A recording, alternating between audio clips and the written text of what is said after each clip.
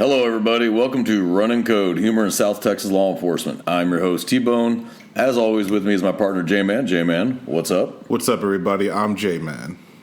All right. Today, J-Man, we're going to talk about sex. And I don't mean the horizontal bop with you and the lady of the evening that you've chosen to spend your time with. I mean the shit we see as cops as it relates to sex. You know what I mean? I know what you mean. All right. I'll give you a great example. When I was a patrolman, the calls we get. Hey, there's a car parked at the end of the street and they're naked in the back seat. Now, it sounds funny, and we all want to rush over there and hope it's something we're seeing, and 9 out of 10, it is not something we're seeing, but we also have to make sure that woman is there of her own free will. But I have seen so many calls go wrong for sex that just, mother of God, it just... Let me just start this off with this story right here. We'll just set the tone right here. And if people are still listening after this, well then, God bless you. So when I was a patrolman, I got a call, and it was an assault, is what the call came out as. And I get there first, and there's this man, woman, and another man. They all look very sheepish. They're sitting there when I get there, and they just kind of look more embarrassed than anything else. She was a beautiful woman. These two guys, not bad-looking guys. And I'm trying to figure out, clearly it's not an assault anymore, everybody's calm, so I cancel everybody else because it was a busy night, so I don't need to waste everybody's time. I'm trying not to laugh now, just remembering it.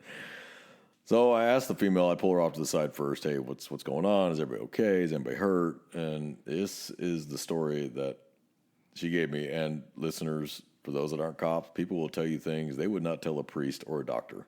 Is that in your experience? No, yeah. People tell you things they wouldn't tell anybody else. And I'd rather not know. Yeah. And I can express that, hey, I really don't need to know this, but they have a need to tell me, so I listen. Yeah. And I'm like, no, I didn't need all that. I'm not your doctor. I'm not your priest. I don't need to know all this. But they will tell you with no shame because you're a cop and stuff they wouldn't tell their mother.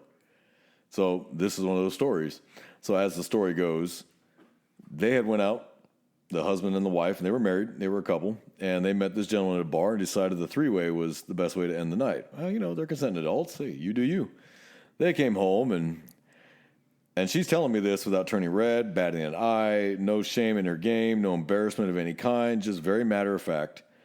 She tells me that they went upstairs and they started fooling around, and she's on her all fours, and her husband's in the front, and this new gentleman from the bar is in the back, and I'm cleaning it up, people. Okay, I'm cleaning up what she was telling me for podcast purposes. That's good. Yeah, because it was a lot more graphic than that. And she proceeds to tell me how this new gentleman he had a fetish for anal. And apparently she allowed him, and the husband had never had that privilege.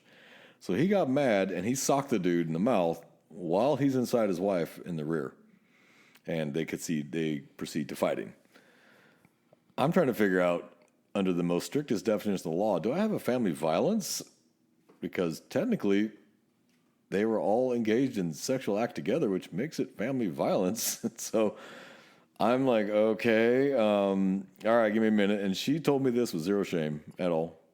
So I go talk to both these gentlemen, and one has a scrape on his cheek, and the other one just kind of looks real, like, oh, we're embarrassed. And I'm like, what is, okay, what happened? And they both pretty much told me the same thing.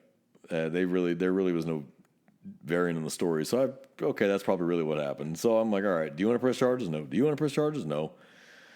So I was like, okay, let me figure this out. So I called my supervisor and said, technically I have a family violence, which is a mandatory arrest, but they weren't having sex with each other, they're having sex with her.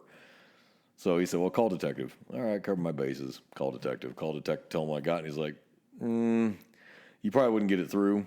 He's like, so just ask if they want to press charges. They don't, issue them each tickets, assault by contact, and just call tonight. Okay. So I got their IDs. I field ID'd everybody. Just have it written down. Got a case number just in case. Wrote it all up, gave them each a ticket for assault by contact, and called it the night. And I asked, I said, are you leaving? And they said, no, we're going to go back upstairs. So after all that, J-Man, they wanted to go upstairs and finish. Well, sure. Everybody's there now, so yeah, true. Why not? Why waste a hard on, right? Like my dad always used to tell me, when you get older, never pass a bathroom, never trust a fart, never waste a hard on. So I guess they didn't want to waste a hard on. Yeah. So I just said, okay, I would highly suggest you set up some rules I would have some rules before we start this again so we don't come back out. And I said, because on a serious note, if I come back out, someone's going to jail. If there's been an assault, someone's going to jail. So I guess in a way you were like a commissioner of a three-way. Yeah, I was the commissioner of a nasty. She seemed to enjoy it. So, okay, y'all have a good night. And I left, and I was laughing my ass off. This is the kind of shit, people, we see as cops because we're the front row seat to everything that goes wrong. And the fact that people will tell you this stuff and not bat an eye doesn't even cross their mind that they should be embarrassed. But they wouldn't tell their doctor. They wouldn't tell their gyno. They wouldn't tell their priest. But you'll tell a cop without batting an eye the nasty things you do in bedroom. Now, I don't judge. I'm here to judge. It's 2023. I'm not here to judge. You do what makes you feel good. Don't involve me. So do you have anything along that vein? Yeah. So when I work night shift, I mean, it's just common. It's common on a dog watch. But I just never understood I guess maybe it's just like a thrill. You just want to be outside and, have coital affairs with people that you meet on whatever site you meet them on. Don't know. But it was a man and woman. They first started at the parking lot on a church, near a church, and the actual father of the parish church, however you want to call it, don't want to offend nobody, comes out and confronts him and says, "Hey, you can't do that over here." And it's kind of funny because if you know it's a church right there, number one, why would you?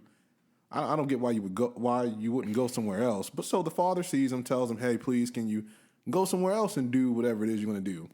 So they go across the street. Now, we didn't get a call for this. The father didn't call. They went across the street to a parking lot that's right by a school that is nearby the church. So I'm just cruising along at the end of the night. And I'm like, there's a car over there. And there's a guy standing out in the front with no shirt, and it looks like just boxers, but they were like swim trunks or something. So I black out my lights, try to be all covert, and then I turn on my big scene lights, just whoosh, just like stadium lighting, just for that small little area. And I get out, and I tell the guy, "Hey, I'm police. Just relax, chill. What are you doing?" "Oh, I'm just out here with a friend." And then I look in the back seat as I'm passing the car, and there's a fully naked woman with what could be described as a back massager, kind of like right by the happy area. I don't know, In her lower nether regions? Let's go with that. So I'm like, oh, okay. So everybody gets dressed. And pretty much the short story of it all, they met on, I want to say it was Bumble or Tinder. It's one of those two. Never used either one, but from what I'm told, it is easy to have sex on these sites, which I don't Hold on, care. let me write that down. What was that site again? Tinder? You said Tinder? Yeah, I'll have to write that down. I'll check that out. Tinder. Oh, is that what that is? I'll check that out. I've heard good things. And listeners, I have no idea what he's talking about. He's the sicko here. and they're in their young 20s. But instead of they both still live with their parents, so instead of going to each other's house, or maybe like a Best Western or a Motel 6, I don't know, or a buddy's house, they just chose a parking lot. Not uncommon. That's usually when I caught them. They were teenagers who had nowhere else to go, and I'd be like, "Man, take it to a Rammed Inn. Yeah. Take her to an hotel motel over on the south side, dude. At least, hourly hotels are illegal, but hey, at least it's got a bed. Just bring your own sheets." And I think the weird thing too is just she thought I was going to tell her job of all places. Like, are you going to write a report to my job? Number one, no. I don't want to. We don't care that much. I don't want to tell your job that I saw you naked, and then I saw you doing something that no one should see you doing, outside of you and whoever it is you choose. But what does that do for me? To say, "Hey, your employee, she likes to have sex outside. You definitely shouldn't keep her employed." I don't care. Walmart doesn't care either. Folks, we don't care. Our biggest thing is it consensual? Is anyone being there against their will? And are you both adults? Yeah. That's it. And as long as nobody walked by with their kids and the kids caught a bare ass in the window where now we have to address it because I've seen showed that. children. I've seen that before. God told me he wasn't naked, and I saw his bare ass in the window. I'm like, my body cam caught that. He's like, it couldn't have because it wasn't me. I'm like, you're the only other male ass in the car. Yeah. What do you mean? Was it wasn't you? hers? Yeah. And she was hiding underneath she was trying to hide underneath the seat because it was in a SUV, but he had the collapsible seats. So the seats he collapsed down before like my flashlight went in the window. So when I looked in the car, she was just underneath the seat, like planking, and just staring up, probably hoping I didn't You see saw her. 2 eyes? Yeah. Yeah. Oh, yeah. Yeah. Me and my old partner, we were towards end of shift one night, and there was a little hidey hole. We all have our little hidey holes that we like to write our reports in. We can't be bothered. No one can find us. No one can see us. We're not visible from the road. It's about 10:15 at night. I get off in about 30 minutes For report writing. for report writing. Yeah. That's right. Or smoke a cigarette or whatever, but no one can see me. No one's going to come back there. No one's going to sneak up on me. Yeah. So I pull in out of the hidey hole, and much to my consternation, there's a car sitting there, and I see 2 heads pop up out of the back seat. I'm like, oh, come on. So I'm like, I'm going to go run them off. So I get out of the Tahoe. I get up. My partner, he goes on the other side, and it's a young lady, young gentleman. I'm like, all right, you two get dressed. And the window was cracked, and I could smell the sex. So I was like, oh, wonderful, but whatever. Everybody get dressed. And so I get him out of the car first, and I'm looking at him like, and I look at her. I look back at him, and I said, how old are you? First he goes, I'm 20, 19. I'm like, are you 20 or 19? He goes, I'm 19. I'm 20. Dude, how old are you? Turns out he's 21. Okay, you're 21. What's the difference between 21 and 19? Nothing. But he was so lost that he didn't know what to say. And so I go to her and I said, young lady, how old are you? I'm 16. So my night just turned to shit immediately. Like, instantly turned to shit. So the age of consent in Texas is 17. If she'd have been 17, dead issue, have a good night. She's 16, she's a minor. The condom's on the floorboard. I have no choice but to address this. This is a sexual assault of a child. I have no choice. And he's got, 5 years on her. Yeah. So there's no Romeo and Juliet law there. There's no high school rule to protect them. He's senior college level, and she's, sophomore, maybe junior high school level. Yeah, junior. So I'm like, son of a bitch. So I'm pissed. I call a sergeant out there. I get another unit over there. Read him his Miranda, because we're going to have some questions. And so I read him his Miranda, and he's like, sir, we were having sex, but it's the first time we've had sex. I'm like, well, it better be the last time until she's an adult. But I said, you got bigger problems right now. Oh, sir, I'm about to join the military. The hell you are. I said, oh, the hell you are. So he goes, sir, am I in trouble? Yeah, a lot of trouble. Sex offender registry kind of trouble. So we get her out. She calls her mom. Her mom calls this kid's mom. And then both mom and dad, both parents and both children show up. Well, both people. He wasn't a child. From all the way on the other side of town, they show up. And they proceed to tell me these two have been dating since she was 13, which means he was, wait for it, folks, 18, and she was 13. And they were completely okay with it. Both parents, both sets of parents are completely okay with this. I'm like, well, I'm not. And neither is the district attorney. So, sorry. Are they married? No. Well, there you go. They're not married. So I'm like, yeah, he's going down. So we take her to get a sane. We take him for a sane. It's a lot of fun to sit outside the room while some guy's getting his dick swabbed. Yeah. It's like, yeah, you fucked up. And the nurses there doing the sane are not gentle about it because you're a rapist. They're not real gentle about it. So they take that long, it's like a pipe cleaner, and jam it all the way down your shaft all the way to the bottom and then pull it back out. They're going to get everything. It's not pleasant. You can hear him screaming in the other room. And I'm laughing because, well, you chose to do this, man. I don't know what to tell you. She's a child. You're an adult. I have zero sympathy for you. Well, I write up my usual all-star report going, slam dunk, caught him in the act, recovered the condom, got the sane results. Dude, it's done. It's a slam dunk. His DNA on the inside, her DNA on the outside, it's a winner. It's a done deal. Well, folks, when you get certain district attorneys who don't want to abide by the law, except for what their voters want, charges get dismissed in this case because the parents were okay with it. So that's the only part of this I did not find funny. So, but I made sure to talk to his recruiter. He did not join the military because they had already done his background check to join the service. So they didn't even know about this. They were getting ready to ship him out. I said, no, you're not. And I went to his recruiter and I found out who his recruiter was, and I put a stop to that shit real fast. Because if he's doing it with her, he's going to do it again, but this time he's going to be wearing the uniform of my beloved military, and there is no way in hell. There is no way in hell I was going to allow that. So that was funny until they dismissed the charges. But the overall situation was hysterical because I'm just trying to go back, write reports. And folks that aren't cops, you always find it when you're not looking for it. Yep. If you come out of the roll call, I'm going to find drugs today. I'm going to find that you're not going to find it. It eludes you. The minute you're not trying to find it, you're just trying to have one of those days where I just want to slide under the radar. That's when you're going to get into all the shit you didn't want to get into. Yep. This was one of those nights. I just want to go home. I'm ready to end my night. And my night ended about 6 a.m. because of that. 6 a.m. 6 a.m. But luckily it was my Friday, so not that bad a deal. 7 hours overtime, I'll take it. But still, the whole situation. Sex is one of those equal opportunity. We see it across every spectrum of cops. We see it routinely or when it goes bad. I'll give you another great example. It was an assist EMS call where the fire department got there and called us, like, can you give us a hand? What the hell do you want us for? Well, they both had piercings. The male and the female had genital piercings, and somehow they got them intertwined with each other while in bed, and they couldn't get unhooked. So they were going to just lift them on sheets, put them in the ambulance, and transport them to the hospital that way on these sheets. So I get in there, and they have the sheet over these two to, cover their dignity and give them a little bit of dignity. I'm like, okay, what's going on, guys?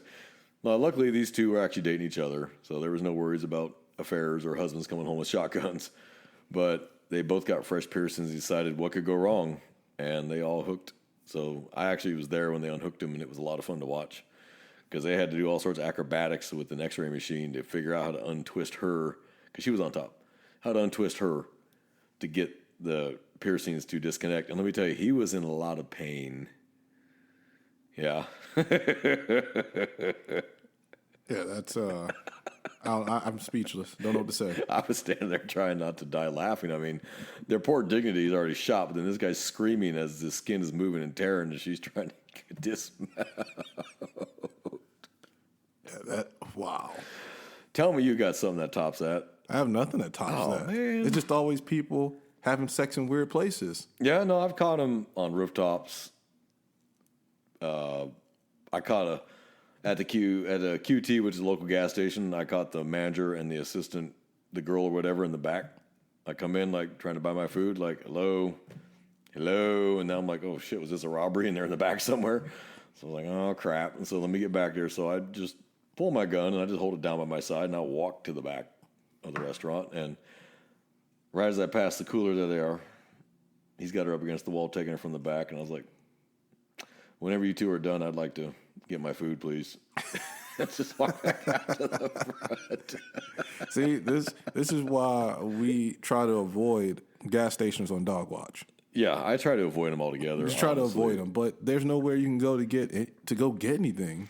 Everything's closed. Everything's closed. So if you're lucky enough to have a Walmart in your patrol area at night, a super Walmart that's open 24 hours, that's not so bad. But some of these gas stations are less seedy or more seedy than others. Yeah, instead of getting like Doritos, a drink, water, coffee, whatever, you're going to get some... You're going to get the chorizo. We'll get a Slim Jim. Yeah. Some are, yes. I think it's the great equalizer because it's the number one driving, genetic human factor there is. We all want to procreate. Whether we actually want to make the babies or not is different. Yeah. But the drive is there, and it drives people to do dumb shit in places they wouldn't normally.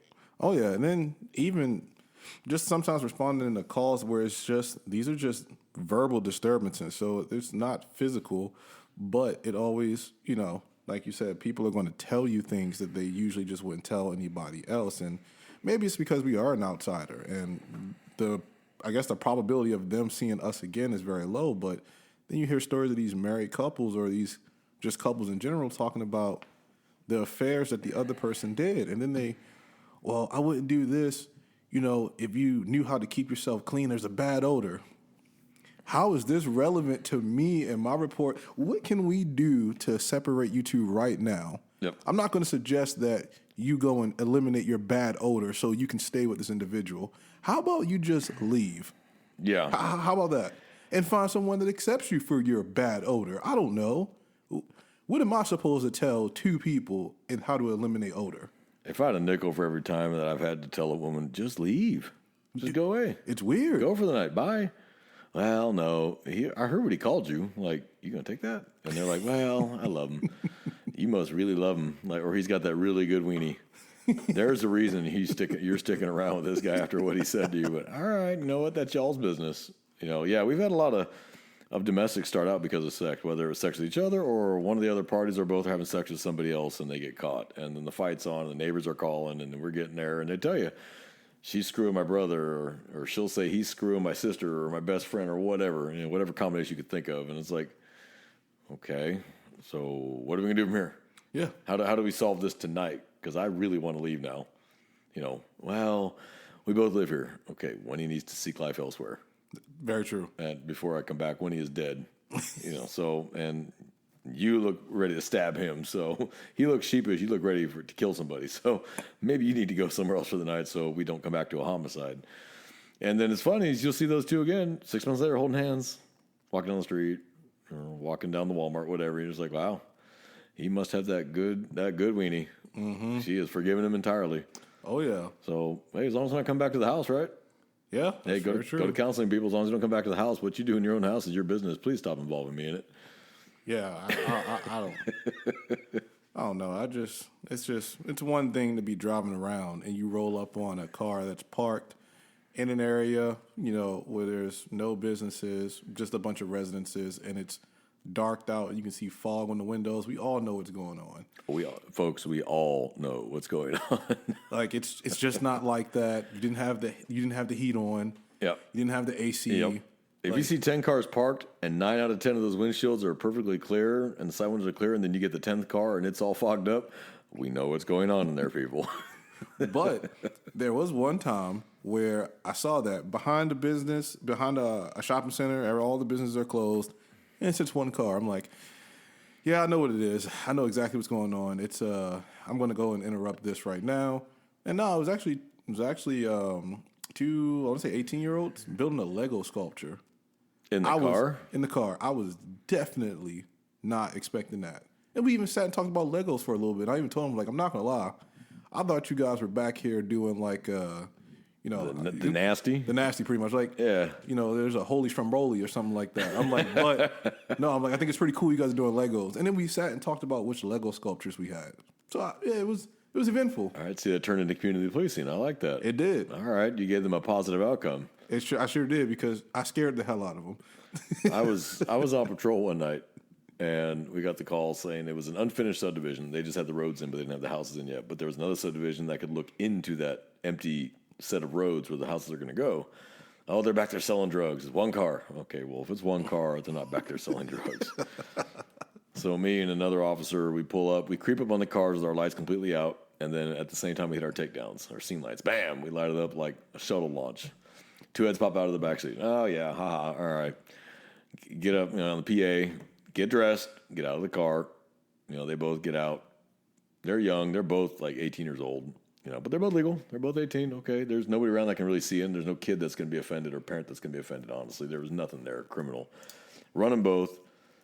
I'm looking at the girl, and I'm looking at her ID, and I asked her, and I'm going to omit the names here, folks, but I served with her dad in the military like 17 years prior, and I recognized the last name. It was very unique. And I said, is your dad Colonel so-and-so? Yes. Last time I saw you, you were an infant. How's your mom doing? You should have seen her turn 9 shades of red. I said, yeah, last time I saw you, your dad was a lieutenant. So small world. Yeah. And she just looks so embarrassed. You can tell my dad? No, I'm not going to tell your dad. You're both 18. Get out of here, both of you. I told the kid, look, man. And I felt bad for her because they clearly were still hot to go. So I said, look. And I gave him directions to a field that no one could see inside of it. No one could see you from the road. Go back there and do your thing, man. You guys, I understand. They can't afford a hotel. I get it. They're both 18 years old. They can't afford a Motel 6. And no Motel 6 is going to let 2 18-year-olds who show up at the desk get a room. Because they know what it's going to do. They're going to use it for an hour and then gone. And they got to clean up the nasty. I don't sleep in public hotels. I'm scared as shit to hit one with luminol and a black light. Oh my God. Mm-hmm. So, yeah. I just gave him directions to the nearest area that he would not be seen from the road, and we would not get another call the rest of the night. And this poor girl was, I think, firmly convinced I was going to call her dad. And, hey, so-and-so, how you doing? Long time. Your daughter looks just like your wife. No, I'm not going to do that. You're free to go have a great night. I tell you, folks, there's a couple things that cross every strata of society. Sex is one of them. Yeah. Absolutely. And it always makes for the funny. Yeah, because like I said, just finding people in just weird spots, weird circumstances, and it just never ceases to amaze me. Never ceases to amaze me. Yeah, you said it right there. I mean, every time you think you can't be surprised anymore, something else comes up and just, really? It didn't even occur to me. Got another one, and it wasn't. It really wasn't even sexual at all. I thought it was. Once again, I thought it was. Had a local business that was getting burglarized multiple times. So, doing a patrol by, and I see a pickup truck parked on the side. Now, the guy must have seen me because he was parked in the back, and I'm coming down the street that's parallel to the business. So I'm about to turn in, and that's when he starts to leave. So I pull up next to him. We're like this. And yeah, that was a rookie mistake on the approach. But he pulled up next to my car. You got to work what you got. If it went bad, trust me, I still would have been able to effectively engage the target. Don't clown me too hard. All my Leo followers, please don't do it. But the dude, I swear to you, no shirt, pants unbuttoned, zipper down, and his boxers are showing. And he's sweaty. And I'm just like, hey, my man, we've had a lot of burglaries here at this location. Why do you have no shirt? And why are your pants undone? Oh, no, I just got into an argument with my wife. Okay, and you left like this? He's like, oh, well, no. I just, I had to leave real quick. And I was in the back. I was just, just chilling out, trying to blow off some steam. Yeah, that's what he calls it. Right, I don't know. Self-care.